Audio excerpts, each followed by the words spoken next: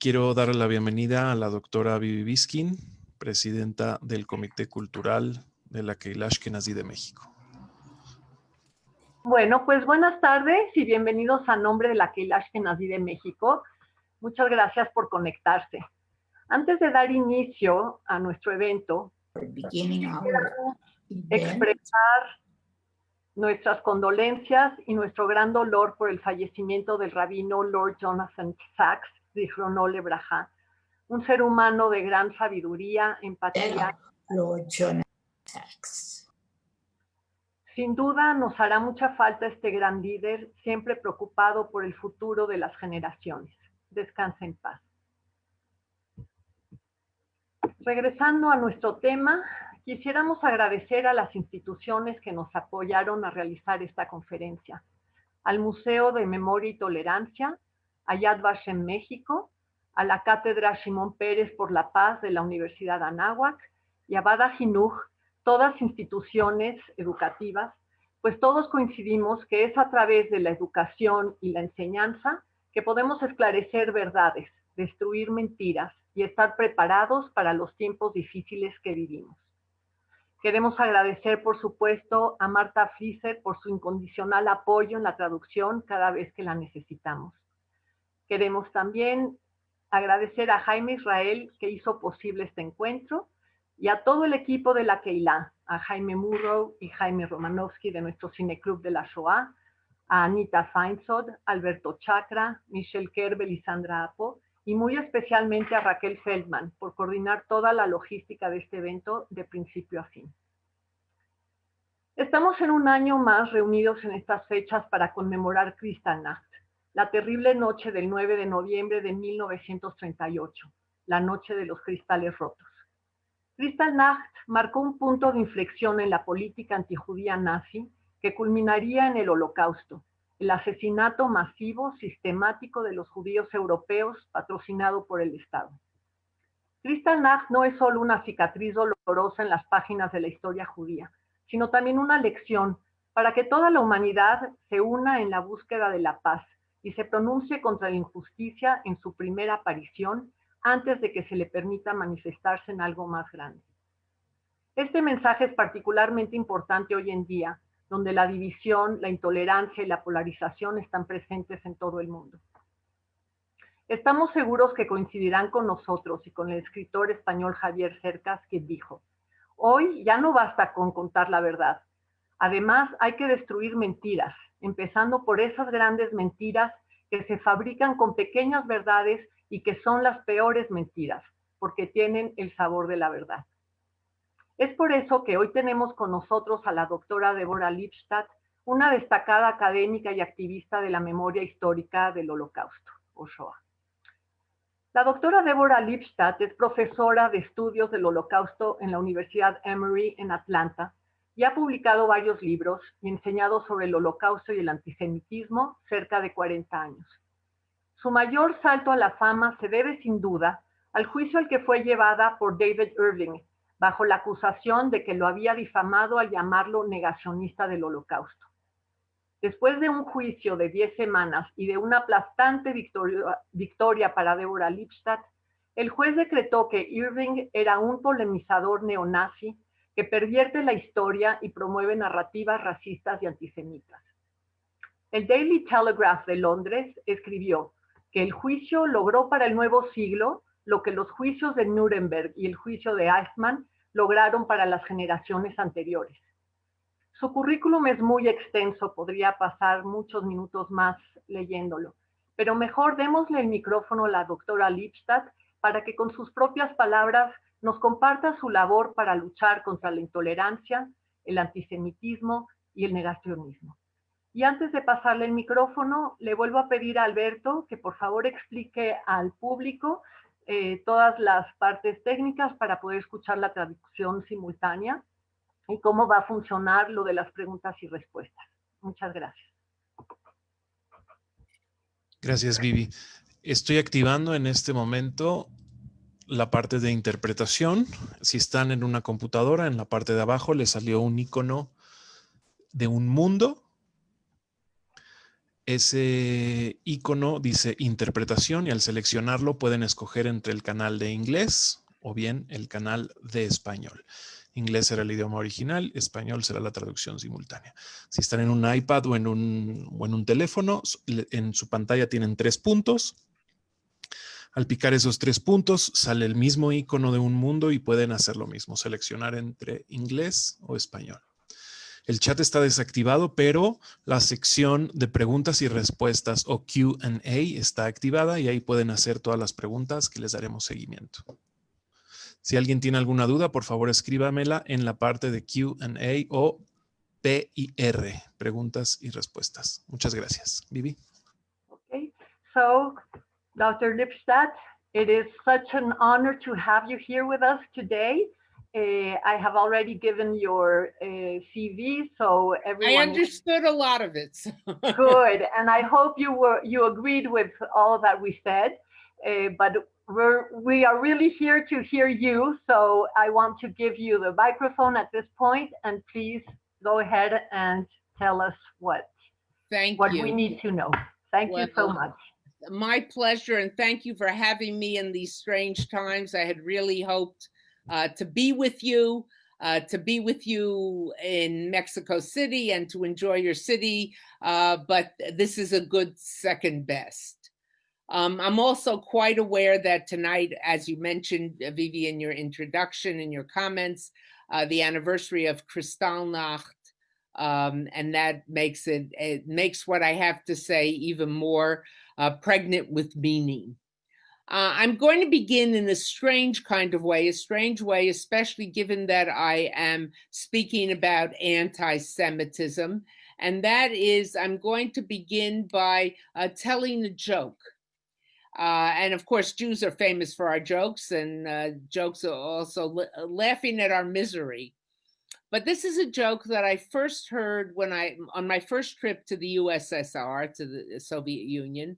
I was there to visit refuseniks, and we were walking in the street. I was walking in the street with some well-known refuseniks, and there was a car following us, and following us, not that we were so smart to discern that it was following us. They wanted us to know it was following us. And I asked about it, and they said it's the KGB, and they follow us everywhere we go. Sometimes they want us to see us, but they're making a point for you to go back and tell Americans, don't come, the KGB trails you, it's not safe.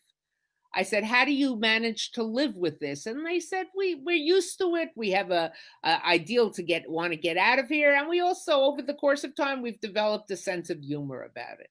So I said, a sense of humor. They said, well, we've written some jokes. And this was one of the jokes they told me. Word goes out in Moscow that a store was going to get a shipment of shoes.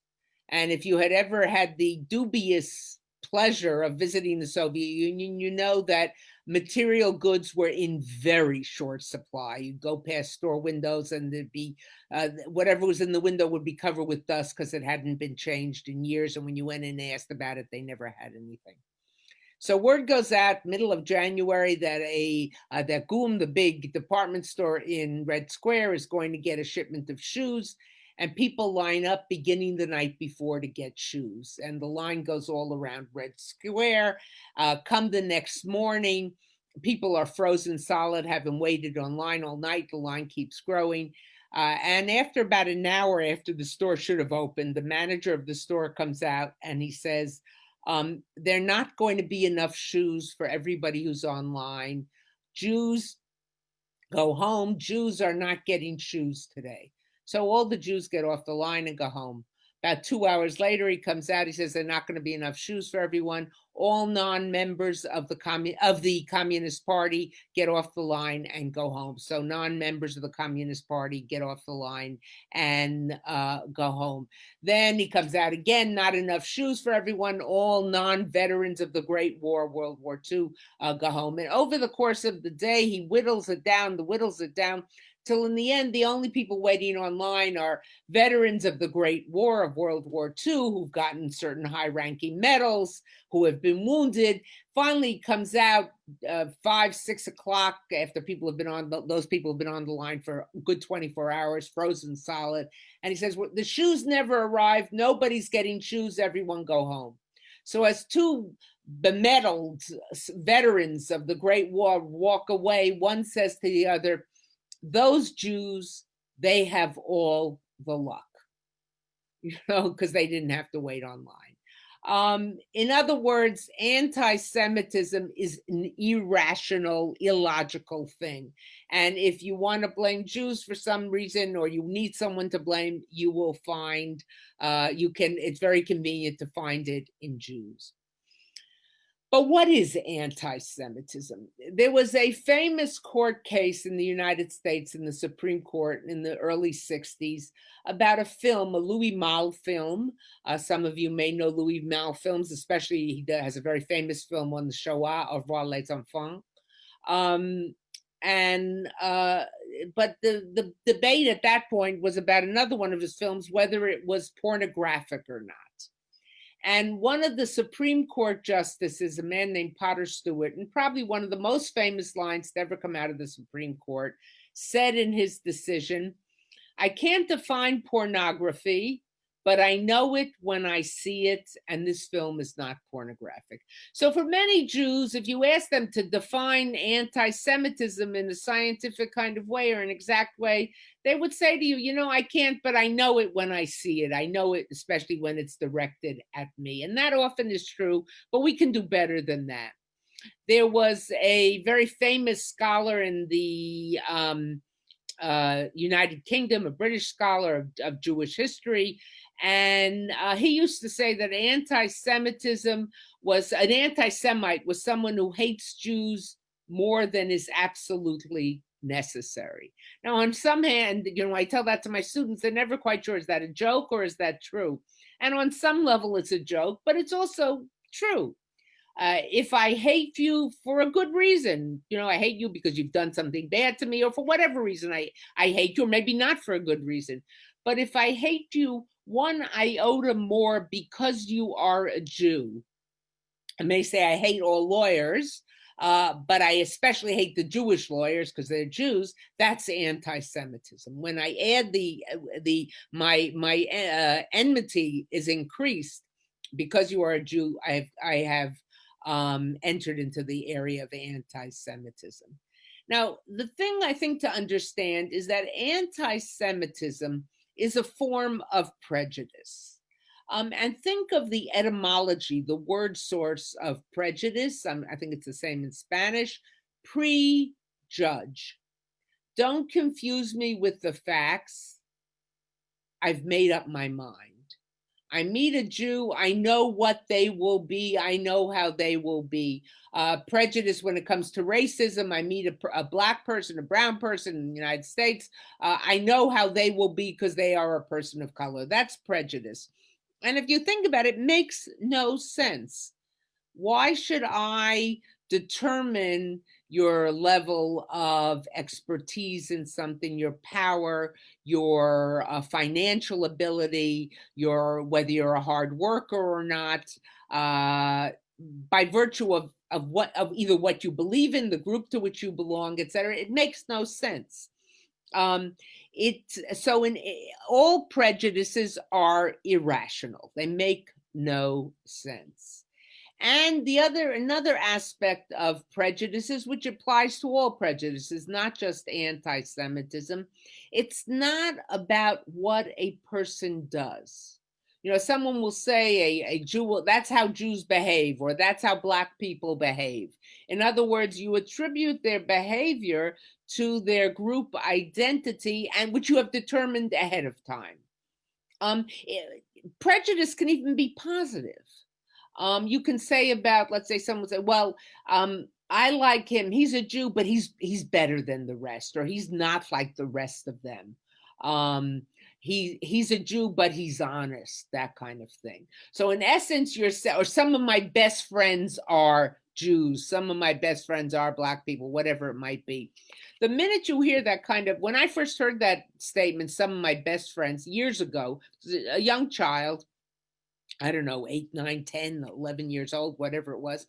And I was in a store with my father. My father was buying something, I think, for the synagogue that we went to build its sukkah. He was it was a hardware store, buying something, whatever it was. And when the man asked what it was for, my father explained. It was clear that we were Jewish. And he said, "Oh, Mr. Lipstadt, some of my best friends are Jews." And my father just didn't say anything and bought whatever it was. And we got out of the store. He said, "Isn't that nice, Daddy? Some of his best friends are Jews." And he said to me, which I didn't fully understand then, but he said, "You'll never hear someone brag that some of their best friends are white Anglo-Saxon Protestants, WASPs, as we call them in the United States." In other words, if you're bragging about some of your best friends are Black, some of your best friends are gays, whatever that comes after that, some of my best friends are, you're bragging. Oh, I'm such a liberal person, I have best friends who are of this group that is usually not liked, or I'm friendly with the good ones, not with the others. So it's a twist. It sounds positive, but it's rooted in anti-Semitism. It can be, as I say, it can be affirmative. He's a Jew, but he's very honest. What you're really saying is, though he is a Jew, he nonetheless is honest. And it relies, these prejudices, again, applying to all prejudices, rely on stereotypes, that there is no variation in the group. All in the group fit these stereotypes, that you assume that everyone in the group shares these characteristics. Now, so what are the characteristics? What's the template of anti-Semitism? The template of anti-Semitism has 4 elements, I would say. 1, something to do with money. He's rich, he works with rich people, he controls money, something to do with finances, or even, again, going back to what I was saying earlier, though he's a Jew, he's not rich, because the assumption is if he's a Jew, he would be rich. Something to do with power. The Jew has power, what we would say punching above their weight. Small in number, but very powerful, more powerful than you would expect given their size and their numbers. And in that case, you would think about the protocols of the Elders of Zion. What are they? It's a forgery, of course, made up. But the meetings of a small group of Jews meeting to plan the world. So power beyond measure of what they should have as given their numbers. And also smarts, but not positive smarts, not affirmative smarts, nefarious, evil, malicious, diabolical. So you would say about the Jew, oh, he's smart, he's very cunning, he's very crafty. It implies they know what they're doing, but in a negative kind of way. And the 4th element of the Jewish template, of the anti-Semitic rather template, is that the Jew is like the devil. The Jew comes and does his evil handiwork in disguise. You don't know that the Jew has done this till they've come and gone. They are the puppeteers. They're not the puppet, but they're ones controlling the strings of the puppet. Now, where do these 4 elements, money, power, evil smarts, cunning, or however you want to phrase it, and working in disguise, what are their roots? Well, I find their roots, not all historians agree, but I do find their roots in the story of the death of Jesus in the New Testament. And I think you have to remember that the New Testament, when it was written, was a conversation amongst Jews. It was Jews talking to Jews, some Jews who believed in Jesus, some who didn't. But the way the story is told there and then used over millennia, beginning more in Rome, etc., you really, they find in there church fathers and many of the people, certainly the Christian, the root of Christian anti-Semitism is in this deicide story, in the story of the death of Jesus. What's the story? That the Jews were upset with Jesus because he wanted to chase the money changers out of the courtyard of the temple. And the high priest didn't want this because they had a vested interest in the money changers being there. They made money from it. And when they went to the Romans and they said to the Romans, crucify him, and the Romans didn't want to do it, and they insisted, and they got Rome to crucify him. So right there, you have the roots of it. You have something to do with money, something to do with power, that they were able to convince Rome, the most powerful entity in the world, to do their evil handiwork. And they were able to figure out, cunning, smart, to figure out how to get it done. And they acted as the devil. And in Christian theology, what are two characteristics of the devil? The devil comes in disguise. You don't know you've encountered the devil till after he has come and gone and you've been exposed to his evil handiwork. And the devil is the only one who can threaten or harm God. So you have there the template. Now, I don't want to suggest that all anti-Semitism now, it comes from a religious source, not at all. Over the course of centuries, millennia, the ubiquitous nature, the adaptable nature of anti-Semitism, it moves from the church to someone like Voltaire in France in the 17th century, who hated the power of the Catholic Church.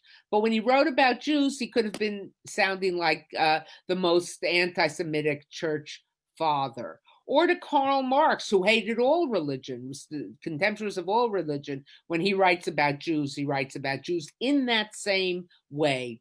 Or to the eugenicists in the 19th century, those who believed that, white people were of a higher racial category, who were deeply anti-Semitic, but it's the same characteristics. And of course, it works its way into National Socialism and beyond. But that template, it's almost where the right, and I'll talk more about this later, but where the far right and the far left meet. When they describe the Jew, they're describing the same person in essence. Now, I want to make one other contrast before I begin to talk more about today, because I said earlier that anti-Semitism is a prejudice and very much similar to other prejudices, though I described the template of anti-Semitic stereotypes. But I think there are two very important differences. One is the racist punches down. The racist looks at the person of color and says, oh, if those people move into our neighborhood, they'll ruin the neighborhood. If those people marry our children, it'll be terrible for our children. They're lesser than, they're not as accomplished, they're not as smart, they're not as hardworking. The anti-Semite punches up. The Jew is rich. Go back, remember the template I gave you. The Jew is richer than, smarter than, more powerful than, able to do his work in secret and in disguise. So not only do I loathe the Jew, as I might loathe the person of color, says the racist, but I fear the Jew because of the dangers of what they are capable of doing to me. That's one unique element of anti-Semitism. And the second unique element of anti-Semitism, and we're seeing a lot of it today, certainly in the United States, but not only in the United States, is the conspiratorial nature of anti-Semitism. No other prejudice is rooted in that conspiratorial nature, that the Jews are conspiring to harm the rest of the world. The Jews are conspiring to harm the Christian world. They're working behind the scenes to make this happen, whether through Israel, whether through their own efforts, at whatever it might be. There is a conspiratorial nature. And the truth of the matter is, if you look at the vast majority, I won't say all, because as academics we're afraid to make such sweeping statements because we know there are always exceptions to the rule. But if you look at most conspiracy theories, you will find some way that they go back to have a Jewish tint to them. They have a Jewish accusation. They have a Jewish, an anti-Semitic tinge to them. Now, what about today? Where are we seeing it come from today? And how is today different and the same from what we've seen in the past? I would say today we see anti-Semitism from three main sources. We see it from the far right, we see it from the far left, and we see it from Islamist extremists, sectors of the Muslim community. Let me start with the far right and the far left, and then go to the third source. And I'll use, to a certain degree, I'm going to use American examples, but I think they're things that you are familiar with. On the right, on the far right, and we see this now, we see this in Germany, we see this in England, we see it in France. On the far right, there is something called white genocide replacement theory or white genocide theory. And what it's essentially arguing is that there is a plan afoot, a plan out there to destroy Christian culture, to destroy white Christian culture, to bring it down. And you see it happening in, let's say, on the European continent with the influx of people from Africa, Black people, with the influx of Muslims, forcing their way into European Christian countries, becoming dominant in the country, working their way up, and eventually destroying white hegemony and Christian culture. But, says the person on the far right who is doing this, these Black, this is, I'm imagining what they would say, or I know what they say, so this is not me, but them talking. These Black people, these brown people, these Muslims, they're not smart enough to be doing this on their own. They couldn't engineer the destruction of Christian culture, age-old Christian culture. There is someone behind the scenes making this happen. The puppeteer, remember before I talked about it, the person controlling the puppet. And who is that person? That person is the Jew. The Jew is not white in the eyes of the far right.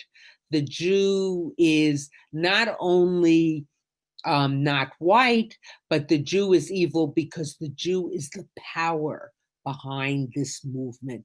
The Jew is out to destroy the Christian world. Now, this may sound completely fanciful, but if you go back and you think, and I'm sure you're aware of this event 3 years ago in Charlottesville in the summer, August, the march in Charlottesville, Virginia, which was called Unite the Right, where all the far right racist anti-Semitic groups, white supremacist groups gathered and engaged in overt anti-Semitism and overt racism. But very often people see them only as racist, but that's a mistake. Fundamental to them is the anti-Semitism out of which their racism flows. we saw anti-Semitism in this country in the winter and early spring this year. During the pandemic is still going on, but the governor of Illinois, J.B. Pritzker, is a Jewish man, and the right-wing anti-lockdown demonstrations had people carried placards that said Heil Pritzker. Or even in Michigan, where the governor is not Jewish, has nothing to do with it, but she was depicted as a Nazi. In Columbus, Ohio, protesters carried signs of pictures of rats against an Israeli flag. So the idea that the Jew is behind this charge, behind this attack. And right now, we have something that's not just in the United States. I don't know how extensive it is in Mexico, called QAnon. An anonymous source on the internet, which is spreading all sorts of theories about child pornography rings, etc. And one of the striking things in one of the debates was President Trump refusal to really condemn them. He said, I don't know much about them. Of course, he then knew they were anti-pedophilia and that he liked that, but I don't know any group who is pro-pedophilia, but in any case, that far right white supremacy is rooted in anti-Semitism. Now, you may be thinking, well, you're talking about a fringe, you're talking about the extreme far right, but the murderer in Pittsburgh subscribed to these ideas. When he went into the synagogue, as the SWAT team, the police team, was bringing him down, he was yelling things akin to, "You will not destroy the white race." The murderer in San Diego, in Poway, at the Chabad synagogue, wrote and said the same things. Or the murderer in Halle, Germany. Remember last year on Yom Kippur, the attack on Halle, where but for a reinforced door, we would have the biggest massacre of Jews on German soil since 1944-45. He was yelling, he was writing and saying the same things, that the Jew is the source of this attack on Christian culture, Christian society, on white society, etc. And one of the problems, of course, is first of all, these people are violent and murderers. Most of the violent anti-Semitic attacks we've had in the United States have come from the far right. But also their ideas seep into the center. So if you, again, not just the United States, in Germany, Alternative for Deutschland, the AfD, the far right, accepts all those things, and they have seats in the Bundestag, in the parliament. These ideas seep in. We've had the president retweeting tweets from them, his kids, it's his sons, etc. So if these ideas stayed on the fringe, they'd be dangerous. I wouldn't downplay their danger, but the bigger danger is they move into the center. Now, what about the left? The left has a different perspective, and it's a strange thing. As I say, the template, the stereotype, the anti-Semitic charges are the same. But whereas the right looks upon the Jew and says, you're not white, you're closer to the devil, you're mud people, you're the ones who are making this genocide of white Christian culture happen. On the left looks at the Jew and says, their view of the Jew is refracted, is shaped. If you remember for physics, through a prisms bend light. Their view of the Jew is refracted through a prism, where they look upon the Jew and they say, you have money, you're upper classes, you have privilege, and ipso facto you have power. Therefore, you cannot be a victim. It's impossible. So when you cry anti-Semitism and we're a victim and we're afraid, they say, wait a minute, What are you talking about? You're privileged, you're educated, you live in beautiful homes, you're all rich, which of course is not true, but that's the perception. When you cry, I'm a victim, you're just trying to freeload on the privileges given to other victims. You're trying to cover up for the sins of Israel, whatever it might be, but it's impossible for you to be a victim of racism, to be a victim of prejudice. And those on the far left, not everybody on the left, not everybody on the right, I'm talking about the extremes, but in both instances, these sentiments morph towards the middle. Plus the fact what you will get on the left is the person on the left will say, don't accuse me of being an anti-Semite. I am a liberal. Liberal ideas and liberal views are part of my DNA. They are I got them with my mother's milk. It's impossible for me to be prejudiced. It's impossible for me to engage in prejudicial feelings. So if you, the Jew, it's impossible for you to be a victim and for me to be a prejudiced person, then you must be making this up. And the reason you're making it up, as I mentioned earlier, amongst the reasons are you want to be thought of as a victim, you want to have special privileges of a victim, you're jealous of other victims, and you want to cover up. Often it goes right to connected to Israel. You want to cover up for the wrongs of Israel. The third group, the third source of anti-Semitism, and we see this more in Europe than we do in certainly in the United States, but we haven't. It's not that we haven't seen it; we've certainly seen it in Canada. Is from Islamist extremists, Charlie Hebdo, Hyper Kasher, coming from extremists within the Muslim community. And there, of course, it gets connected with the political views vis-a-vis Israel, but they also adopt the same anti-Semitic template. Let me talk briefly about the different types of anti-Semites. I've mentioned them, but let me go through that a little more formally, talk a little bit about Israel, and then end with some thoughts about what we can do, and then we'll open it up to questions. There are different types of anti-Semites. The extremist anti-Semite is the easiest to spot.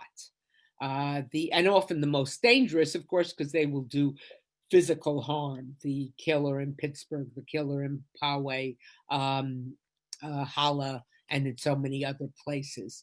But there are other kinds of anti-Semites. They're what I call the dinner party anti-Semite, or the salon anti-Semite.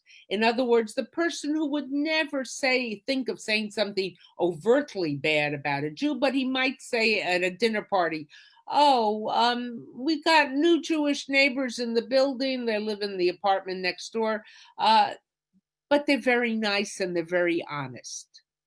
Or we're about to hire a Jew as a young associate in our law firm, but he's very honest. The but goes back to what I was saying before. It's the backhanded compliment, the compliment that is rooted in the stereotype, in the prejudicial stereotype. And this is one of the good ones. You're different from the others. And you also have what I call the Kochlöffel. I'm speaking to Ashkenazi Jews, so you should know that. The person who stirs up, the pot stirrer, who may himself or herself not be an anti-Semite, but stirs it up. And those of you who are familiar with my most recent book, Anti-Semitism Here and Now, know that I juxtapose two people in that book. Donald Trump, President Trump, and the former head of the British Labour Party, Jeremy Corbyn. I don't think Donald Trump himself is an anti-Semite, but he certainly has stirred up the pot. He stirred up the pot with dog whistles, the whistle only the dog can hear, with the wink, wink, nod, nod to these far-right groups, saying things after Charlottesville, that there were very fine people on both sides. It's like that was part of his base. He didn't want to alienate it. But the minute you enable these groups, the minute you give them a feeling of legitimacy, then you strengthen them. And certainly on the left, you saw it certainly in the Labor Party, not only in the Labor Party, in this country too, groups on the left who talk about, well, of course, the Israel lobby or the power of Israel to control the Congress, and those kind of things. That's all coming from the left, and it's rooted in those anti-Semitic stereotypes. And then the fourth kind of anti-Semite is what I call the clueless anti-Semite. The anti-Semite who doesn't even know he or she is engaging in anti-Semitism when they do this. And though they may sound like the most ridiculous, and I'll give you an example in a minute, on some level, they are a case in point. They are a demonstration of the fact of how deep-seated anti-Semitism is and how hard, therefore, it is to fight it. I remember. This goes back years. A friend of mine was graduating from graduate school, and she had been very close with a group of 4 other students, all of whom came from the Midwest, who had never really interacted with Jews. She was the only Jew in the group. The school happened to be in her parents' hometown. Her parents were very traditional Jewish home, would invite the people for Seder, would invite them for Hanukkah, would invite them. And these students loved it. They found a home away from home and a very welcoming family, etc. They were nearing graduation. The group was meeting and talking about what they were going to miss as they went back to the Midwest from this, I think it was in New York City, from this big, from being in New York. And one of them said, "Oh, I'm going to miss the bargains." And then she turned to my friend, who was the only Jew at the table, and said, first she said to the whole group, "I've just discovered a great store for getting bargains." And she turned to the only Jew at the table and said, "And you're really going to be interested in this." And she, had no, my friend, who was very quick, said, "Gee, I didn't know Jews were the only ones who were smart enough to want to save their hard-earned money." And the person got it. But in other words, she was drawing on an anti-Semitic stereotype, even as she felt very close to this friend and very close to this Jewish family. So it's the cluelessness, but it's so in the roots of the society because this hatred is so old.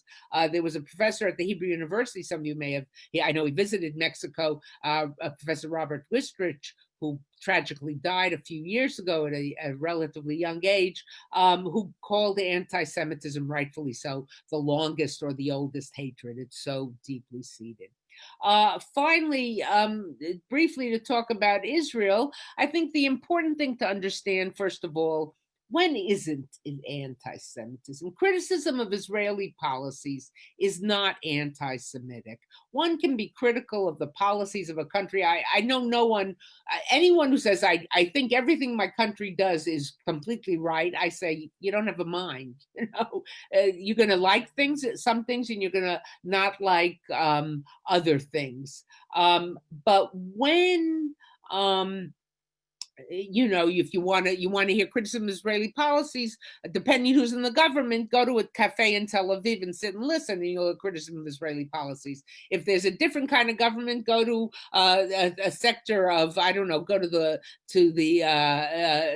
Samaria, Yehuda, Shomron, and you'll hear criticism of the settlements. You'll hear criticism of Israeli policies. That's not what we're talking about when we talk about the anti-Semitism. It's when you use that template, go back to that template, financial power, punching above your weight, crafty, cunning, manipulative. When you use those kinds of accusations against Israel, then you are dealing, then you have entered the world of anti-Semitism. And someone might say, I'm not an anti-Semite, I'm just a critic of Israel. I'm not an anti-Semite, I just think Israel is so powerful because it's so rich, or it's so powerful because those Jews are so smart, they know how to manipulate, etc. So that's where you move from criticism of Israel into anti-Semitism. Now, many of you I know are familiar with the BDS, Boycott, Divest, Sanction movement. The truth of the matter is that movement has very little to do with either boycotting, divesting from Israel, or sanctioning Israel. It has to do with making Israel toxic. Making Israel so that, especially amongst young people, oh, you know, they may go on birthright, but they're not going to announce here to their fellow students that they're going on birthright. Or when they go on campus, they're going to distance themselves to some degree from Israel-related events because they just don't want to get into fights, or they're a little embarrassed by Israel. It's to make Israel toxic. And that's much of what we're seeing.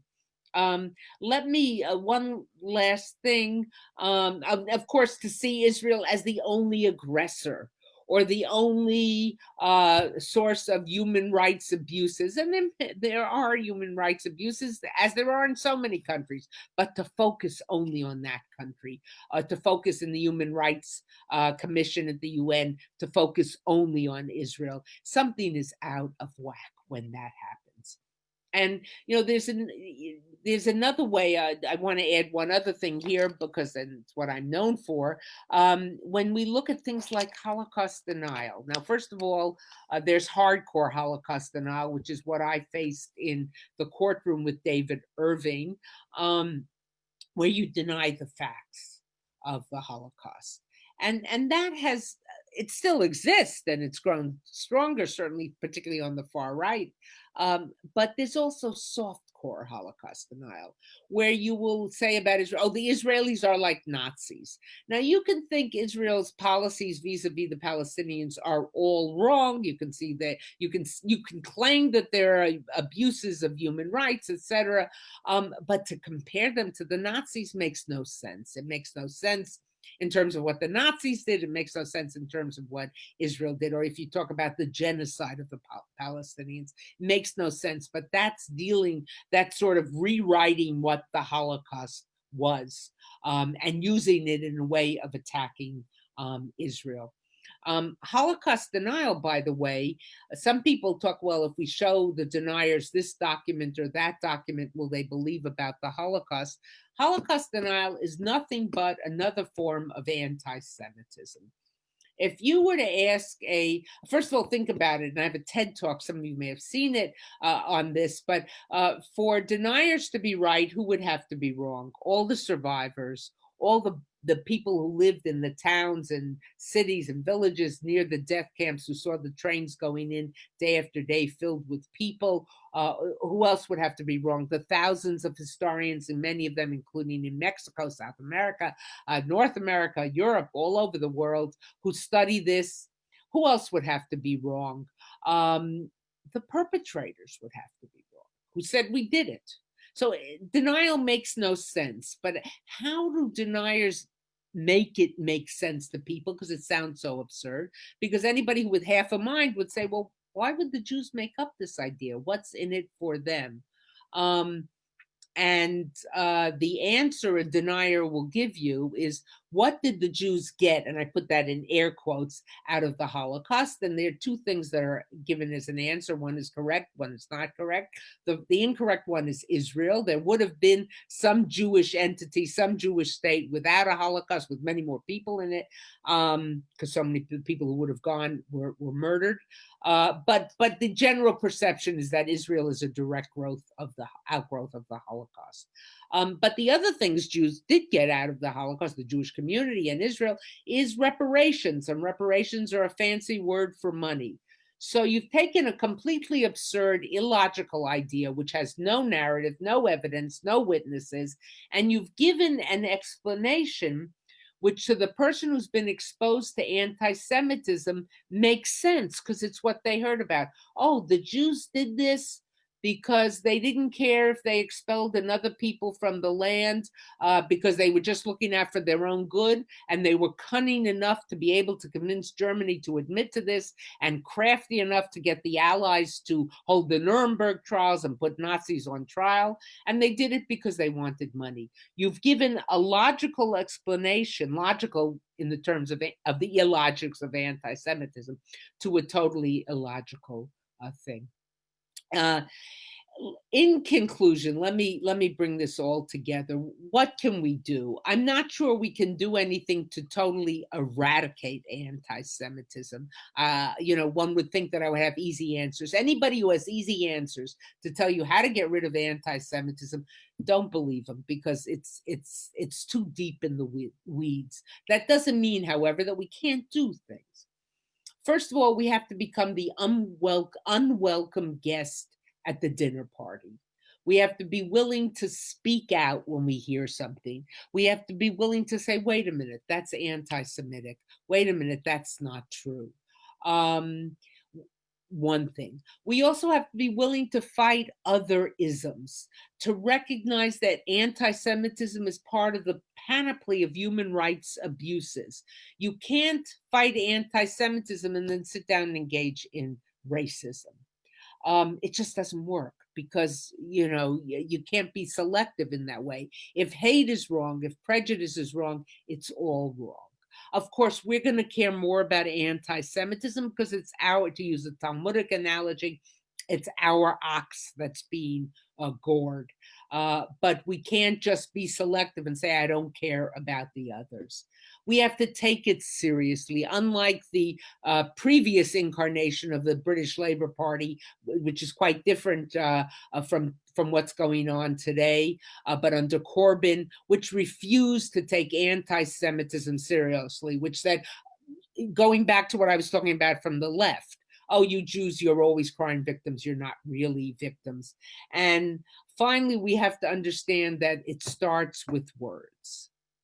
The Nazis didn't come into power planning to murder all the Jews. Maybe it was a dim idea in Hitler's mind or something. But they came in using words, and then they first threw the judges out of their jobs, and the lawyers, and then the teachers, and it's step by step by step. Am I predicting another Shoah? God forbid, and I don't think so.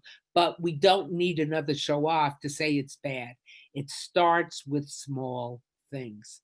I'm going to end here, and I'd be happy to take questions. Thank you, Deborah. We are getting through enough many questions. I will read them as they've come in. The first one is, have you had anti-Semitism cases against you? Well, I've had, the case in London was certainly an anti-Semitic case against me. I not really, it's funny. I haven't experienced it as directly as one might think. I did do something some of you may have noticed that last January, as anti-Semitism was getting stronger and stronger in the United States. I think you can see, I started to wear a Jewish star because I didn't want to pass as white. I wanted people to know who I was. But by and large, no, not to my face. Behind my back, certainly, I'm sure, but not to my face. Very rarely. Maybe I frighten people. I don't know. Okay.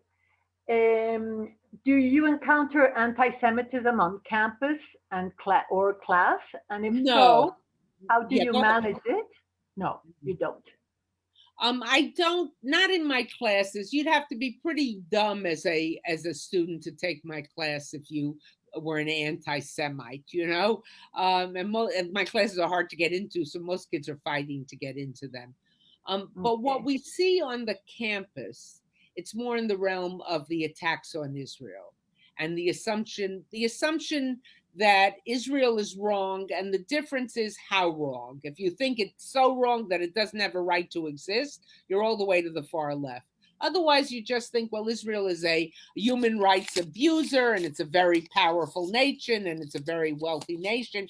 And if you say to some of these people, do you realize that I think it's over 50% of the, well, certainly over 50% of the Israeli population is non-Ashkenazi, and not as great a number, but certainly a great number of the Israeli population would be considered people of color. You say that to what? I didn't know that. But it mainly on the North American college campus, both here in the United States and in Canada and in England and in other places too, and I think in Mexico to a certain extent, though I'm not as familiar. You know this better. It manifests in the fight over Israel. Okay. How and when did you get interested in the topic of anti-Semitism and the Holocaust?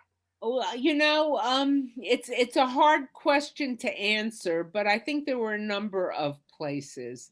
First of all, I went to study in Israel in 1966, a long time ago. And then, Holocaust survivors were all around. But I was also there in 67 during the Six-Day War, and that was pretty frightening.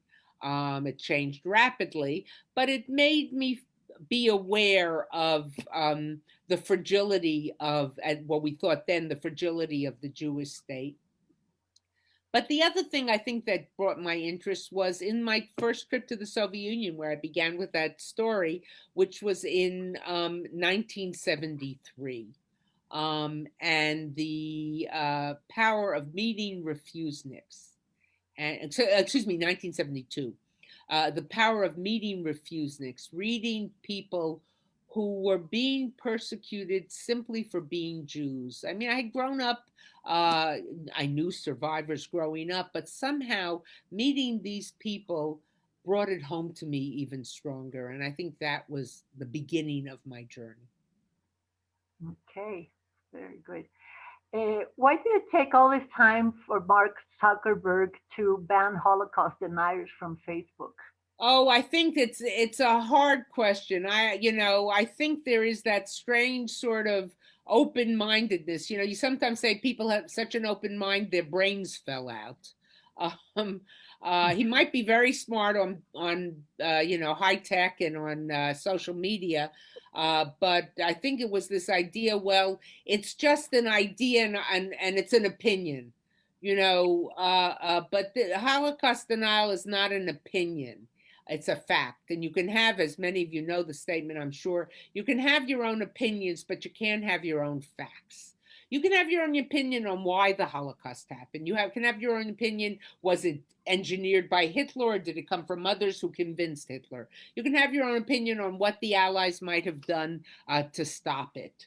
But you can't have your own opinion on whether it happened, because that's a fact. Okay. Why do you think Hannah Arendt places such a big emphasis on anti-Semitism in her book, Origins of Totalitarianism? I think she understood. Look, many of us only know Hannah Arendt because of her work on the Eichmann trial. I wrote a book on the Eichmann trial. But she understood that anti-Semitism and totalitarianism ran hand in hand. She got it. She got what totalitarianism was about. I think she made some serious mistakes in terms of her evaluation of Eichmann. I think she made some serious mistakes in understanding how he conned the court into thinking he was just sort of this silly bureaucrat who spoke in high bureaucratized German.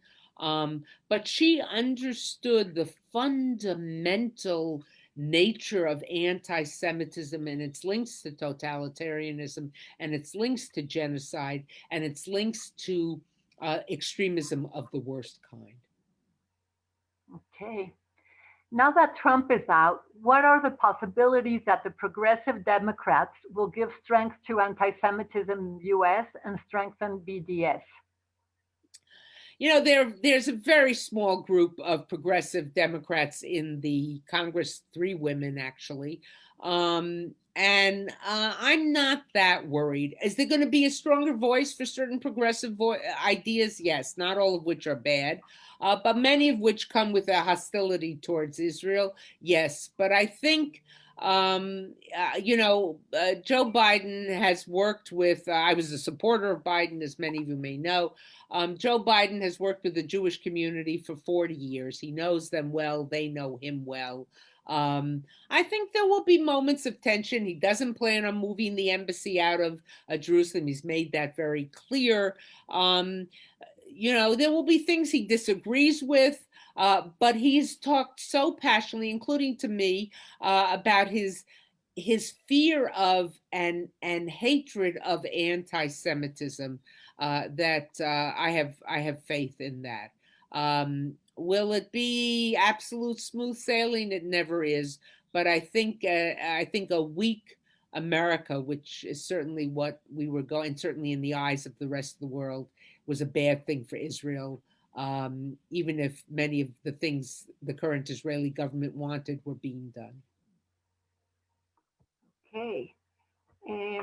Here we have a question, says, thank you for taking the time to speak to us. I currently attend Columbia University for my master's, and I have been experiencing several anti-Semitic remarks from several students, even some Jewish classmates, and some of the material provided by the faculty.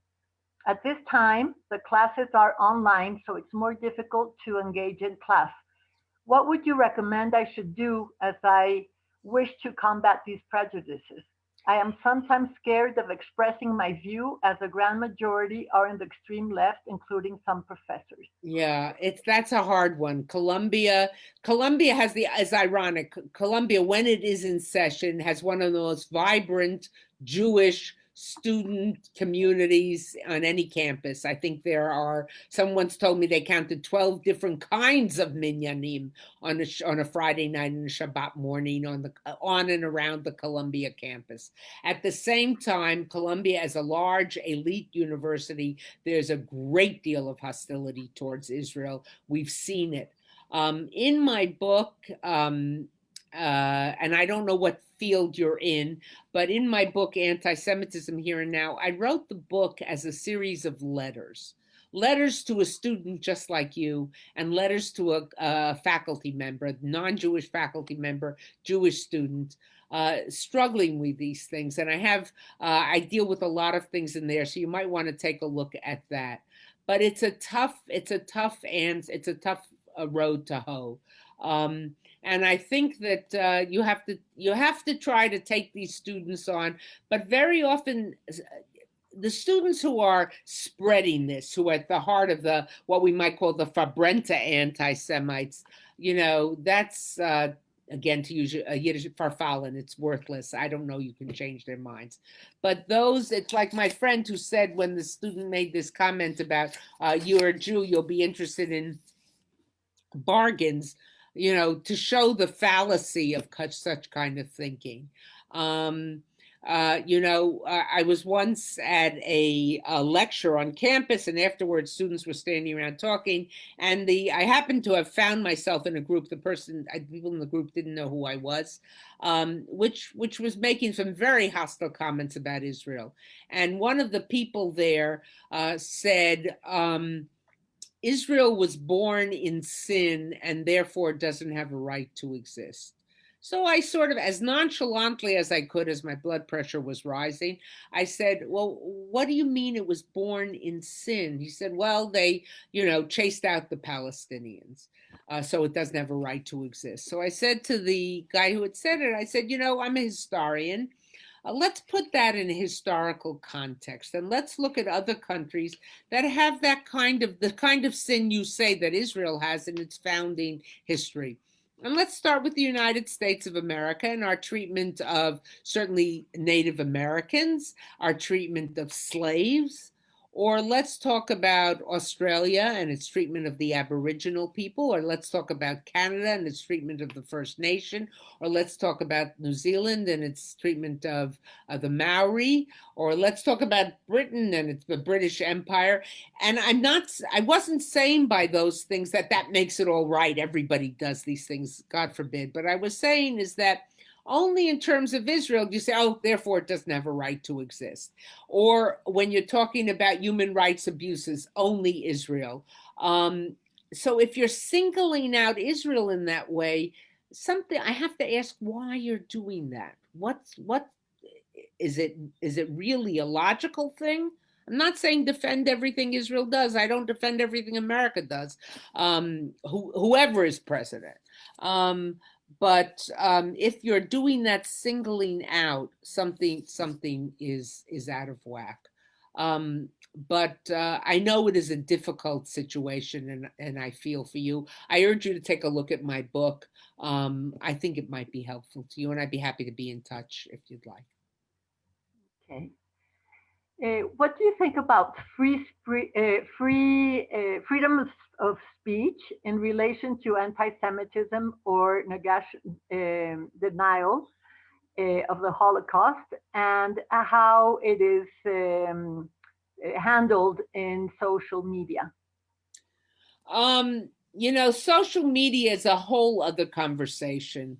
One of the reasons we're seeing the rise of anti-Semitism and the return of hardcore Holocaust denial is in part because of social media. Now, I'm not knocking social media. I live on social media. I use social media for my research. I'm on the internet all day long. We had a storm here last week. We were out of internet contact for, 12 hours, almost went crazy. But at the same time, it allows for the proliferation of these ideas in a way that is very disconcerting.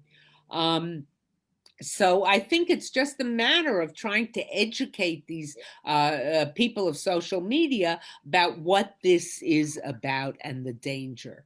Freedom of speech, I believe in freedom of speech. I think it's important. But that doesn't include my right to demand. In other words, I can't write a letter to the newspaper and say you must publish my letter because of freedom of speech.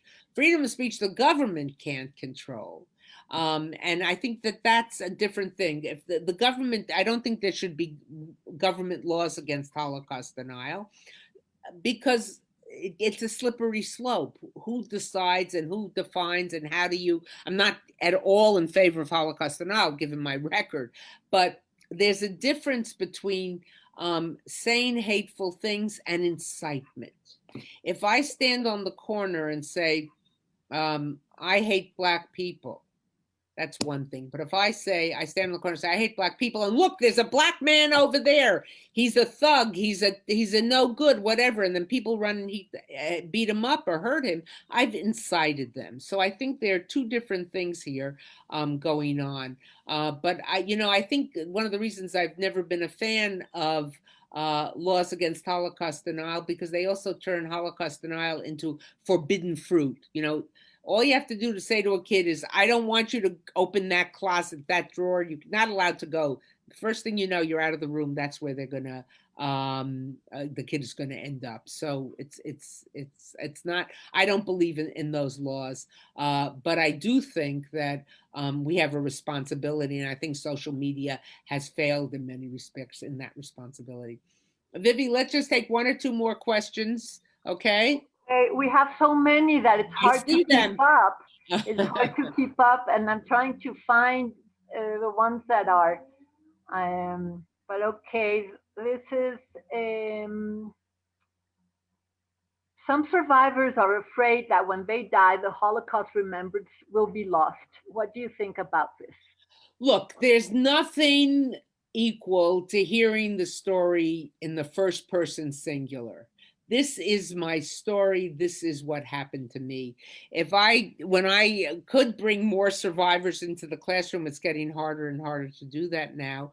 I could give a great lecture, but when a person could talk about their story personally, it meant the students listened in a way that they never listened to my lectures, and they listened pretty hard to my lectures. But we have a cache of, a collection of memoirs, of videos that though it's not the same as hearing the story straight from the person, means those stories will live on. In terms of the facts, I would hope that Holocaust survivors, their children, would take some comfort in my trial. Those of you who know the movie that was made about my trial, my book, Denial, know that we didn't call Holocaust survivors as witnesses. We didn't do it because David Irving would have been cross-examining them in the witness box, and we didn't feel like we wanted to put a survivor to be examined and challenged and made fun of and ridiculed by David Irving. But we based ourselves on documents, on historical documents, and we won an overwhelming victory. The Holocaust has the dubious distinction of being the best documented genocide in the world. The deniers have no documents. I've said this earlier, but I'm going to repeat it. No documents, no witnesses, no narrative, no evidence, nothing. We have so much evidence from the Holocaust, documentary evidence. We have material evidence. We have testimonies. We have court cases that, of course, it will be different not to hear the story from survivors. And I wish all survivors to 120 years. But the tyranny of the clock means one day we won't have their voices. But the history and the evidence is overwhelming. Okay, so this is the last question, has to do with education, which is why we're here. Right. So how do you think anti-Semitism is passed on through history? Do you think anti-Semitic education is the only reason, or do you think there's some other reason? I think it's what you hear at home. I think it all starts with a family dinner table. It's the comments you hear your parents make. It's the behavior you see at home. And then it's the behavior you see of your friends. It's the behavior of the teachers. It's what is tolerated. You know, I'm glad we're ending with this question because it takes me back to the final thing that I said before we turn to the questions. It starts with words. It doesn't start, you know, you say, okay, the kid made a bad comment about a different racial group or a different religious group, but what's he made us, you know, he called them by you know, a name that's not a nice name or something, but I'm not going to make a fuss about that. It's when he beats him up but it starts with words. When you begin to denigrate someone using your words, you know, we're past the Yamim Noraim, we're closing on Rosh Hashanah and Yom Kippur, but we're closing on Hanukkah. But if you think about of the Al-Chaitz on Yom Kippur, they're mainly about words. They're mainly about words. You know, we've insulted someone, we've hurt someone, we haven't talked nicely about someone. Our tradition understands the importance of words. Hate, just as hurt begins with words, hate begins with words. So I think that we've got to teach our kids in that way. Will that make it go away? I'm not so naive to think that. But if the anti-Semites or those who tolerate it, or someone making a crack, oh, he's Jewish, oh, they must be rich or something like that, we've got to challenge those words. We've got to become the unwelcome guest at the dinner party. Don't say, oh, it was just a little comment. Little comments turn into bigger comments turn into whole conversations, and then eventually into action. So we have to speak up. Well, Deborah, we've come to the end of this much awaited interview. As you know, we had been planning this for a whole year, hoping that it would be with your presence here in Mexico. Maybe later on we'll be able to do that. But in the meantime, we want to thank you so much for your time, for answering all these questions. I'm sure that, you know, we left a lot of them unanswered, but, you know, the time has run out. So So do me one favor, the student from Colombia, put her in touch with me, okay, or him in touch with me. Okay. Absolutely. We will. Absolutely. Okay. I wish you all well. I wish you soon will be Chag Sameach, and may the lights of Hanukkah bring light to the world and to this terrible problem that we've been talking about. Amen. Amen. Thank you so much. Thank you all. Bueno, pues. Is that right? That's my Spanish. That's the extent. What was the Spanish again? I said buenos noches. Ah, very good. Okay. I probably butchered it, but that's the best I can do. Or as we say, Laila Tov. Laila Tov. Okay. Laila Tov. Bye-bye. Very good. Bye bye, Deborah. Bueno, pues a todos, muchísimas gracias por estar aquí con nosotros esta noche. Esperamos que Deborah haya podido contestar algunas de sus dudas y de sus preocupaciones, que les haya dejado cosas en que pensar y que podamos, sí, de verdad, unirnos para tratar de cambiar a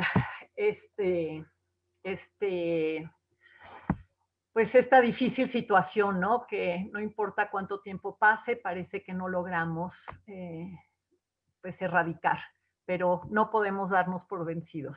Muchísimas gracias nuevamente a todos los que nos apoyaron para hacer este evento la noche de hoy y a la Keilah por siempre permitirnos hacer estas conferencias tan interesantes. Buenas noches para todos, conmemorando Kristallnacht, recordando al precioso y divino rabino Sachs, pues nos despedimos y seguimos en contacto. Hasta luego.